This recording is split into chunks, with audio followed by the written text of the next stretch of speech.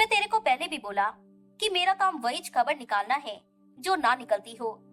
ढूंढेगा मैं तेरे बीवी बच्चे को, और तू भी किधर निकले तो फौलादी जीरा बख्तर पहन के निकलना, बादशाह अकबर का माफिक, समझा क्या? पर निकलना काहे को? तू उधर ही ठहर, मैं पहुंचता है तेरे छापे के दफ्तर में। रोकना मेरे को। तुम खामखा मेरे पीछे पड़े हो। क्या खामखा बोला भीड़ू? हाँ। काहे? छापे की आज की खबर के साथ तेरा नाम नहीं छपेला है क्या? वो इसलिए छपा है क्योंकि मैं पहले से इस केस पर काम कर रहा था। गोवानी छोकरी का बयान तू कैसे निकाला? मैंने नहीं निकाला। तो किसने निकाला? किसी ने भी नहीं। तो क्या आसमान से टपका? हाँ, यही हुआ, आसमान से टपका। क्या बोला? किसी ने एक्सप्रेस को बयान की वीडियो रिकॉर्डिंग भेजी। किसने? मालूम नहीं। उसी भीड़ू ने जिसने पहले नागपाड़ा के राजदीप होटल से तेरे को गुमनाम कॉल लगाई थी, जिसका नाम अब मेरे को मालूम कि जीत सिंह है। मालूम नहीं।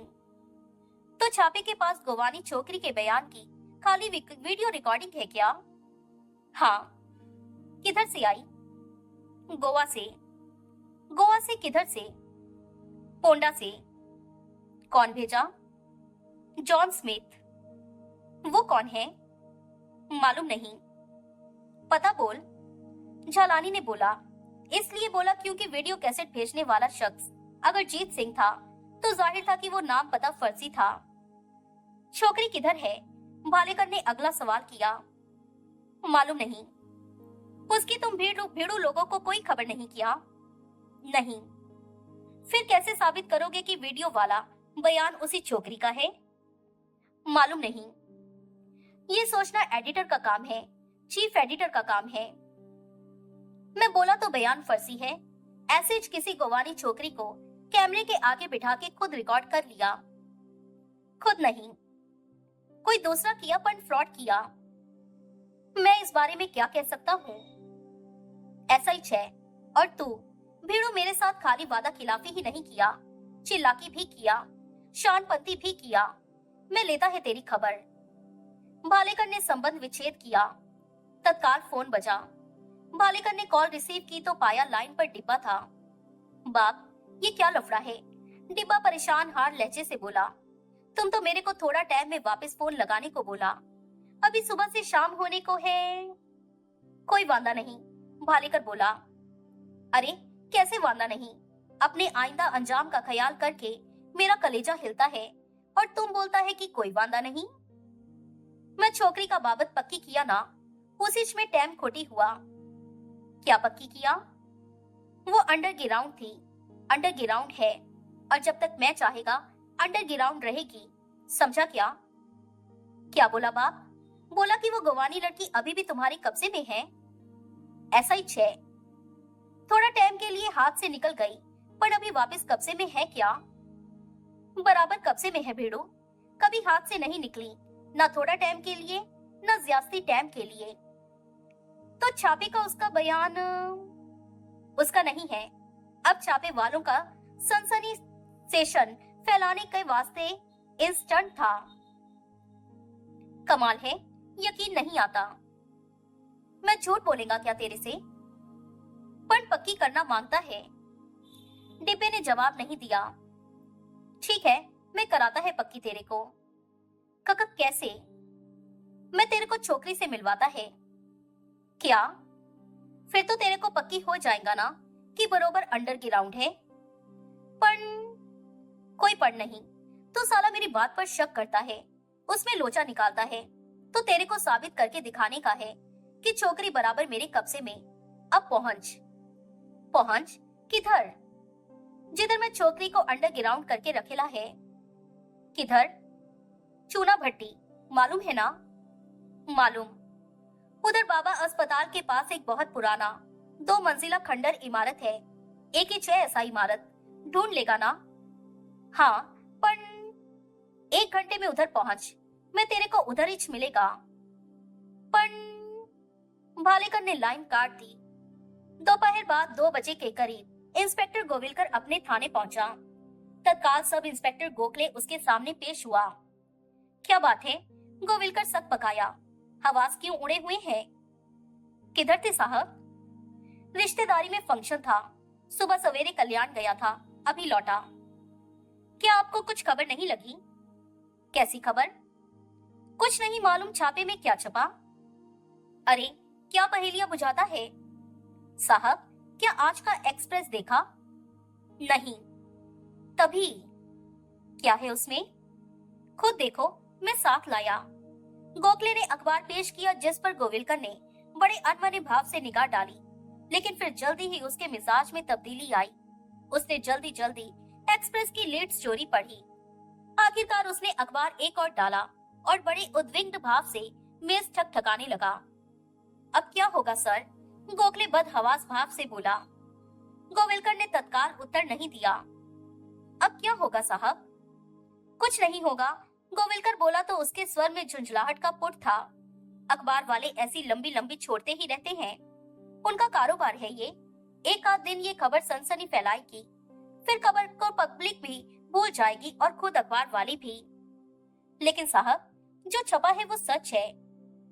कुछ सच नहीं है तो सच को साबित करना पड़ता है। बरोबर, पर आपको कैसे मालूम है एक्सप्रेस वाले सच साबित नहीं कर सकते?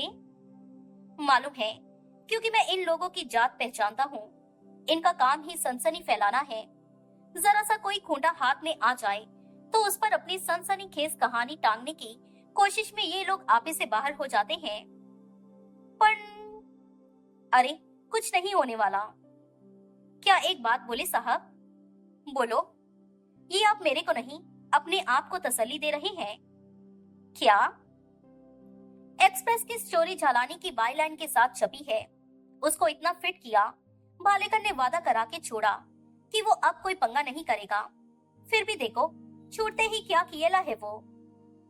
भालेकर उसकी अच्छी खबर लेगा, उससे हमारा क्या सुधरेगा? एक्सप्रेस की कहानी फर्जी साबित होगी तो हमारा क्या बिगड़ेगा? कैसे फर्जी साबित होगी सर? जादू के जोर से क्या? गोखले, जरा मगज से काम ले। क्या मगज से काम लूं साहब? वो गुवानी लड़की एक्सप्रेस के कब्जे में नहीं हो सकती। वो लोग उसको पेश किए बिना अपनी कहानी को सच्ची साबित नहीं कर सकते। आपको क्या पता कि वो एक्सप्रेस के कब्जे में नहीं है? क्यों हो नहीं सकती?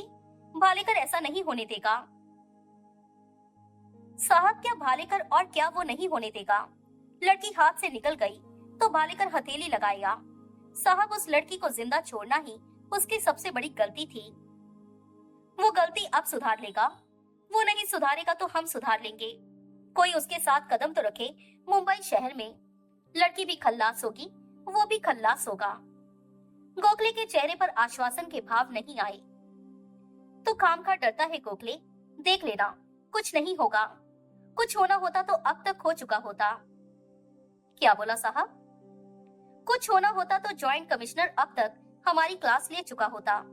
खुद कमिश्नर हमें लाइन हाजिर होने का ऑर्डर कर चुका होता।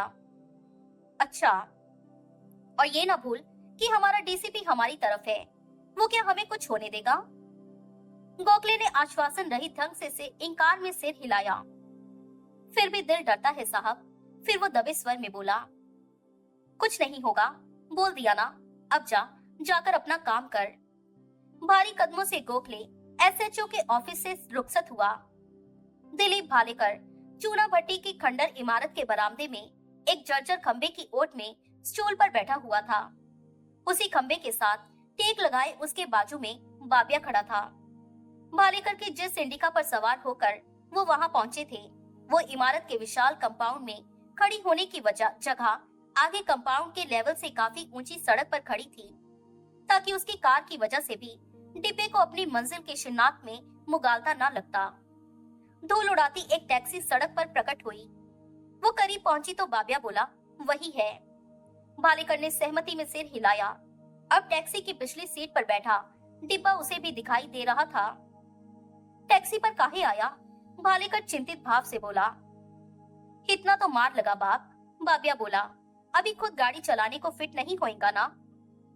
सड़क पर पहुंच, टैक्सी रुके तो डिब्बे को बोलना टैक्सी को चलता करे, क्योंकि वापसी में वो हमारे साथ जाएगा। सहमति में सिर हिलाता बाबिया वहां से हटा और बाहर सड़क की तरफ लपका। टैक्सी इंडिका के पीछे आकर रुकी। डिब्बा बाहर निकला। तभी बापिया उसके करीब पहुंच गया और उसे बताने लगा कि भालेकर क्या बोलता था। डिब्बे में ने सहमति में सिर हिलाया। उसने भाड़ा चुकाकर टैक्सी को फारिग कर दिया।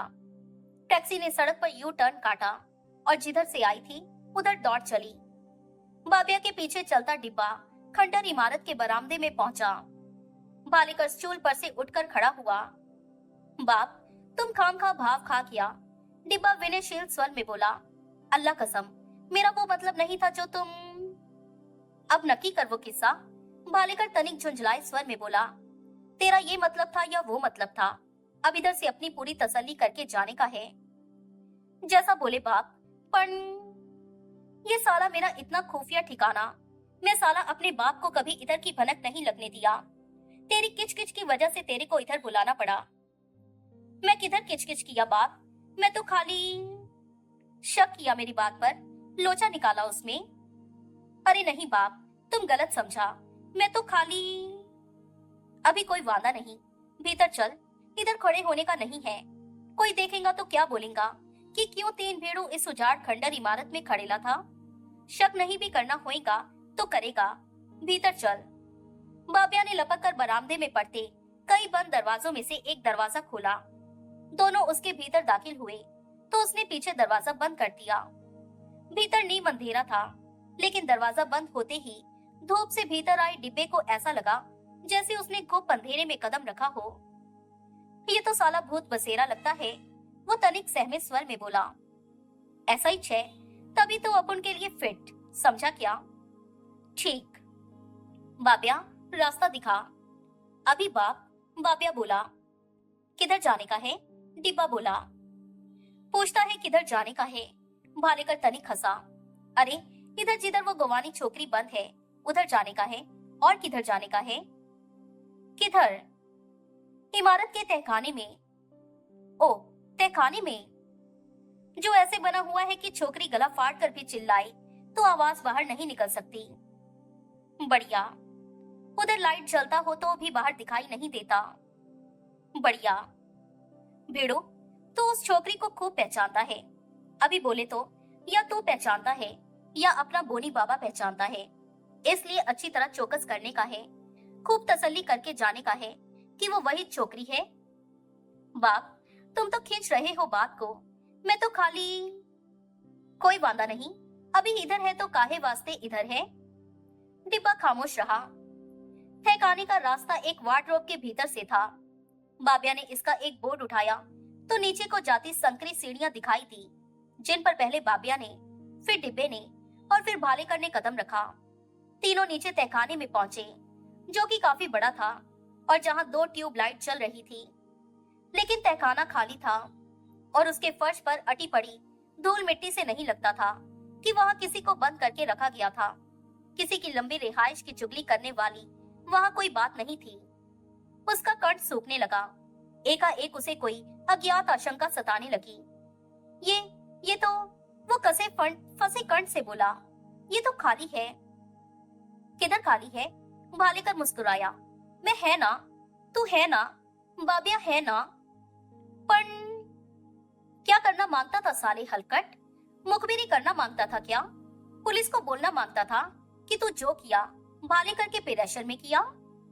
बाप, मैं कब बोला ऐसा? जब बोला मैं साला तेरे को सांसद में फंसा दिया तो और क्या बोला? साला मुलाहाजे में अपनी बर्बादी का रोना रो के दिखाया तो और क्या बोला? साले और काहे झूठी गवाही का सजा पूछता था? बाप, डिब्बा गिड़गिड़ाया। मैं सब बोला, सब पूछा, पर अल्लाह कसम मेरा वो मतलब नहीं था। अभी नहीं था तो आगे हो जाता। नहीं बाप, जो डर गया सो मर गया। मैं अभी तेरे सभी डर दूर करता है। भालेकर के हाथ में गन प्रकट हुई। डिब्बे के नेत्र फट पड़े। बाप, गरीब मार ना कर, वो बड़े दयनीय स्वर में बोला। मैं क्या करेगा? मैं तो खाली गोली चलाएगा और तेरे को खाली इतना करने का है कि गोली के रास्ते में खड़ा होने का नहीं है। बाप, बख्श दो। डिब्बा उसके कदमों में लौट गया। बख्श दो। डिब्बे, तू कमजोर कड़ी को कौन बख्शता है? बाप, मैं तुम्हारी गाय। भालेकर ने उसे पांव की भरपूर ठोकर मारी तो वो गेंद की तरह परे उछल गया। वो 2 कदम पीछे हटा और फिर 3 बार गन का घोड़ा खींचा। तीनों गोलियां डिब्बे की छाती से टकराई। वो एक बार तड़पा और फिर शांत हो गया। इसको इधर ही दफन करने का है, भालेकर सहज भाव से बोला। अभी 2 भेड़ू और आता है, इधर का काम खल्लास हो जाए तो उनके साथ उनकी गाड़ी पर लौटने का है तेरे को। मैं गाड़ी लेकर जाता है। बाबिया ने सहमति में सिर हिलाया। भंवरलाल तागड़े कमाठीपुरे पहुंचा। तारदेव थाने से वो मंगलवार 20 तारीख को छूटा था। तब से उसके जहन में पुलिस और जीत सिंह दोनों की ऐसी दहशत समाई रही थी कि उस दौरान उसने अपने किसी भी जाने पहचाने ठिकाने पर कदम रखने की कोशिश नहीं की थी। आज 8 दिन बाद उसे यकीन आया था कि पुलिस की उसमें कोई दिलचस्पी बाकी नहीं रही थी और वो साला हलकट जीत सिंह उसमें कोई दिलचस्पी दिखाने की पोजीशन में नहीं था। वो यकीन आते ही उसे ख्याल आया था कि पता नहीं कब से उसने कोई तफरी नहीं की थी और जैसी तफरी का वो रसिया था वो फिलहाल मिश्री के साथ ही मुमकिन थी। तब अभी शाम के 4 ही बजे थे, इसलिए उस वक्त वो खाली भी होती। उसने मिश्री के फ्लैट के बंद दरवाजे पर दस्तक दी। कुछ क्षण खामोशी रही। कौन? फिर भीतर से मिश्री की आवाज आई। अरे दरवाजा खोल के देख कौन। तागड़े रंगीन स्वर से बोला। ऐसे दरवाजा नहीं खुलता। तेरे को नहीं मालूम कौन? नहीं मालूम। अरे मेरी छम्मो, मैं तागड़े। फिर खामोशी छा गई। सांप सूंघ गया क्या? तागड़े तनिक गुस्से से बोला। क्या मांगता है? मिश्री ने पूछा। तेरे को नहीं मालूम क्या मांगता है? वही मांगता है जो तेरे पास है। नहीं मिल सकता। काहे? इतनी जल्दी भूल गई तागड़े को, अपने पक्के गिराहक को? तेरे को तो छरहरी कम उम्र छोकरी मांगता है। अब नहीं मांगता, अभी मेरे को तू मांगता। 3 दिन बाद आना। काहे? मेरे वो दिन चल रहे हैं। झूठी, मेरे को जैसे तेरा कैलेंडर मालूम नहीं। बहस मत कर तागड़े, अभी जा इधर से, मेरा जी ठीक नहीं है। मैं करेंगा ना तेरा जी ठीक। नहीं मांगता, अभी जा इधर से। चला जाएगा पर दरवाजा तो खोल। 3 दिन बाद आना, तब खोलूंगी। मैं साला तोड़ देगा दरवाजा। ठीक है तोड़ दे, फिर तो भी इधर से टूटा फूटा ही जाएगा। लगता है कोई ग्राहक है भीतर तेरे पास। नहीं है। जरूर यही बात है, जरूर कोई तगड़ा पट्टा है भीतर, तभी मेरे को हुल देती है। कोई जवाब नहीं मिला। अच्छी बात है, जाता है, हार कर तागड़े बोला। पर देखेगा तेरे को। क्या देखेगा? ऐसी गत बनाएगा कि धंधे के काबिल नहीं रहेगी। बनाना, लेकिन अभी टल। जाता है। भारी उलझन के हवाले तागड़े वहां से हटा और सीढ़ियां उतरने लगा। क्या माजरा था? मिश्री पहले तो उसके साथ कभी ऐसे पेश नहीं आई थी। उसने उसको कभी दरवाजा भी ना खोला हो, ऐसा तो पहले कभी नहीं हुआ था। कभी वो भीतर ग्राहक के साथ होती थी तो भी दरवाजा खोलती थी और बड़े तरीके से पोजीशन समझा के चौखट पर से रुखसत करती थी। लेकिन आज तो ऐसे पेश आई थी जैसे उसे जानती पहचानती ही ना हो। जरूर भीतर कोई खास भेड़ू था उसके साथ। साले की शक्ल देख के जाऊंगा। नीचे पहुंचने तक वो दृढ़ निश्चय कर चुका था। साला ऐसा कौन सा शहजादा गुलफाम था जिसकी वजह से खाली बेरुखी से पेश आई होती तो भी गनीमत थी, लेकिन साली ने बेइज्जती करके रख दी। यूं ही बड़बड़ाता वो नीचे बाजार में पहुंचा और इमारत के सामने के रेस्टोरेंट में जा बैठा। पुलिस कमिश्नर के पीएस ने उसकी एक्सटेंशन का बटन दबाया। दूसरी ओर से जवाब मिलने पर वो बोला, गोवा पुलिस से रिपोर्ट हासिल हुई है सर, आप अभी सुनना पसंद करेंगे क्या? यस, जवाब मिला। Please come. पीएस कमिश्नर के ऑफिस में दाखिल हुआ। उसने आदरन सैल्यूट मारा और टेबल के करीब पहुंचा। सर, कैसेट की पैकिंग पर दर्ज भेजने वाले का पोंडा का पता फर्जी निकला है। पीएस बोला, इसलिए जाहिर है कि नाम भी फर्जी है।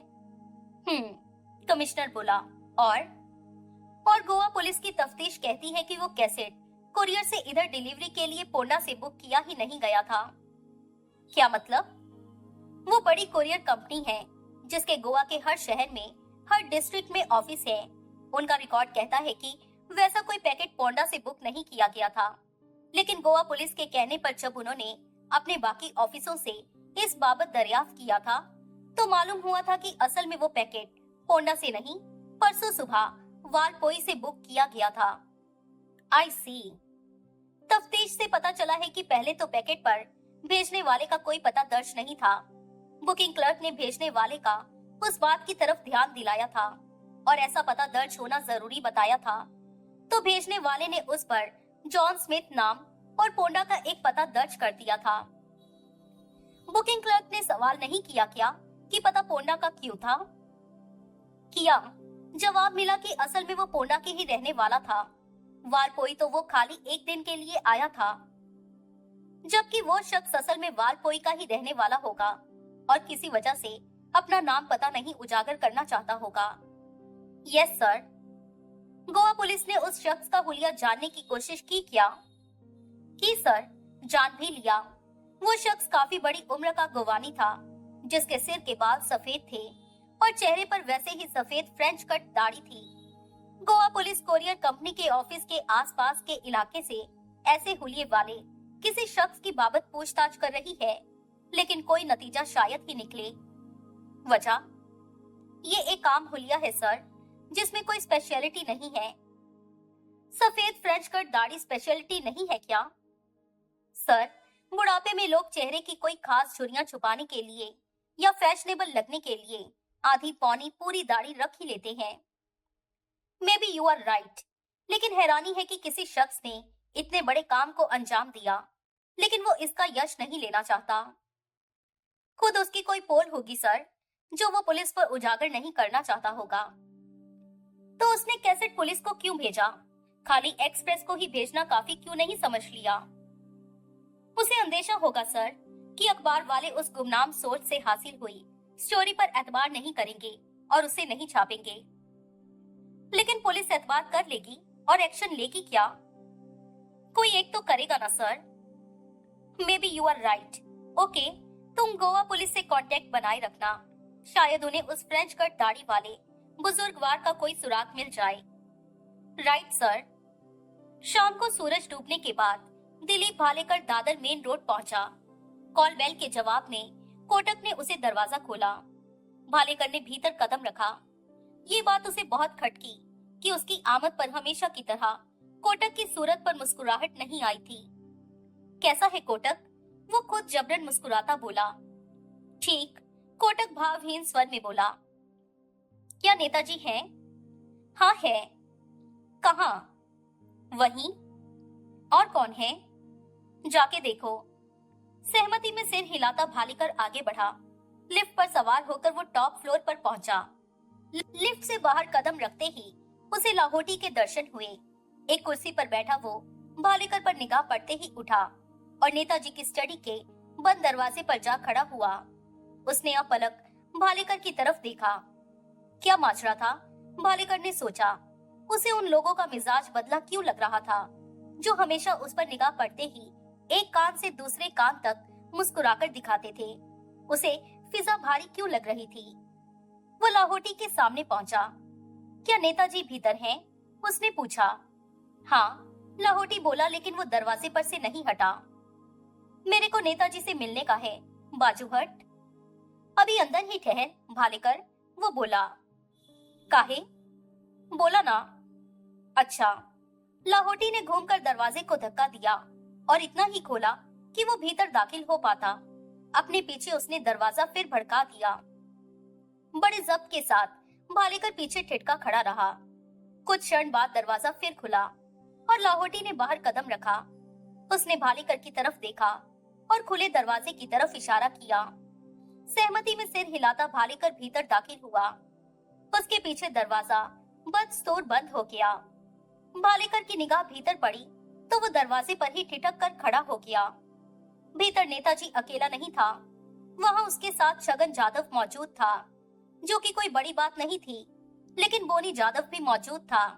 नेताजी अपनी एग्जीक्यूटिव चेयर पर था और दोनों बाप बेटा दो विजिटर्स चेयर्स पर अलग अगल बगल बैठे हुए थे। नेताजी के चेहरे पर ऐसे भाव थे जैसे वहां उसके ट्रबल शूटर ने कदम नहीं रखा था, घर में चोर घुस आया था। क्या मांगता है भालेकर? नेताजी बोला। किस वास्ते आया? बाप, आखा दिन टेलीफोन पर टिराई किया। भालेकर खंखार कर गला साफ करता बोला, तुम्हारे से बात नहीं हो सका, इस वास्ते आया। भालेकर ने एक उड़ती निगाह फिर बाप बेटे पर डाली। बाप, फिर वो बोला, इधर अब क्या मेरे बिना ही सब कुछ होएला है? अभी तेरे को कौन मांगता है? छगन यादव भड़क कर बोला, साला तेरी वजह से सब गलाटा हुआ, अभी क्या और करेगा? साला सब बेड़ा गर्क कर दिया, जितना सवारा उससे 100 गुना बिगाड़ दिया, फिर भी साला इधर आ गया। भालेकर ने बड़े यत्न से छगन यादव के प्रलाप को नजरअंदाज किया। उसने अपना ध्यान नेताजी पर केंद्रित किया और बोला, बाप, मेरे को नहीं मालूम था तुम इधर कॉन्फ्रेंस करता था, अभी मैं इधर रुके कि जाए? नेताजी ने नेत्र सिकोड़कर कई क्षण उसे देखा, फिर परे दीवार के साथ लगे एक सोफे की तरफ इशारा किया। बैठ, वो बोला। उधर उधर जैसे वो बिरादरी बाहर था, उसे अछूत की तरह परे बिठाया जा रहा था।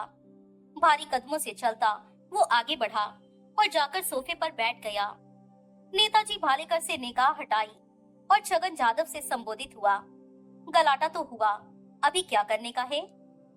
अभी और गलाटा नहीं होने देने का है।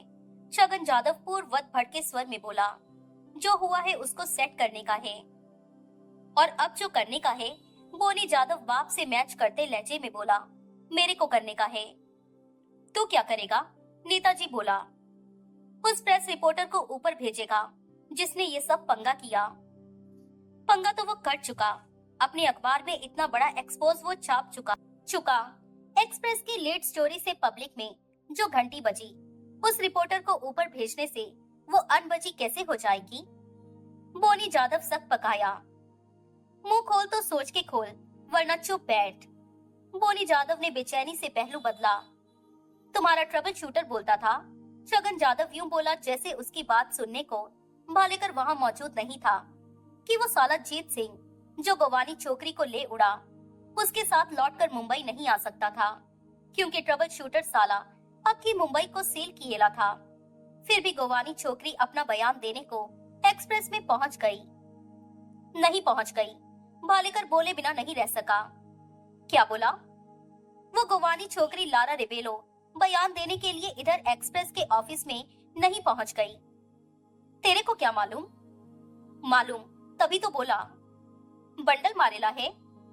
अब क्या बोले बाप, जब किसी को मेरे पर एतबार बाकी है ही नहीं तो? भालेकर, नेताजी ने प्रतिवाद किया, इधर मेरी तरफ देख। बोलो बाप, एक्सप्रेस में गोवानी लड़की का बयान कैसे छपा? अगर वो इधर पहुंचकर लड़की ने नहीं दिया तो? कोई गोवा से एक्सप्रेस के ऑफिस में वीडियो रिकॉर्डिंग भेजा। बयान उधर गोवा में ही कहीं वीडियो रिकॉर्ड करके एक्सप्रेस को डाक से भेजा गया था क्या? हाँ बाप, एक्सप्रेस की लीड स्टोरी की बुनियाद एक वीडियो रिकॉर्डिंग है। हाँ बाप, वो साला जीत सिंह को ज्यादा ही चिल्लाकी किया। गोवानी छोकरी को इधर लाने का खतरा मोल लेने की जगह वो उधर ही कहीं उसका बयान वीडियो कैसेट पर रिकॉर्ड किया। ओ, फिर तो उस बयान को फर्जी करार दिया जा सकता है, बशर्ते कि छगन यादव बोला उसकी तस्दीक करने को लड़की ना मुंबई में टपक पड़े। नहीं टपक पड़ेगी बाप, भालेकर बोला। क्या तू साला रोक लेगा? रोक लेगा, मेरे को पूरी बात बोलने तो 2 बार। क्या कहना चाहता है? नेताजी इस बार कदरन नम्र स्वर में बोला। बोलेगा, पर पहले अभी एक और खबर है जो मैं पहले तुम्हारे को मालूम होना मांगता है। बुरी खबर? ऐसा ही है बाप। क्या? जल्दी बोल। जैसा कैसेट छापे में पहुंचा है, वैसा पुलिस कमिश्नर के पास भी पहुंचा है।